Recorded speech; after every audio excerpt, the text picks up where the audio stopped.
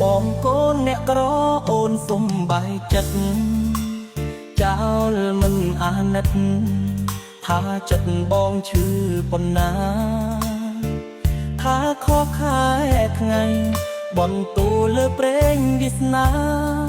បេះដូងបងត្រូវឈឺផ្សាជីវ៉ាថាសុំបែងហា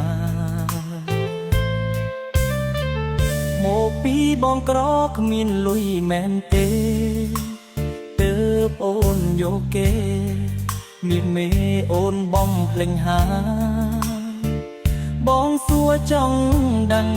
រឿងនឹងពិតទេអូនណាយ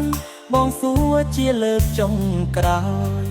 មុនឲ្យអូនទៅអ្នកផ្សេង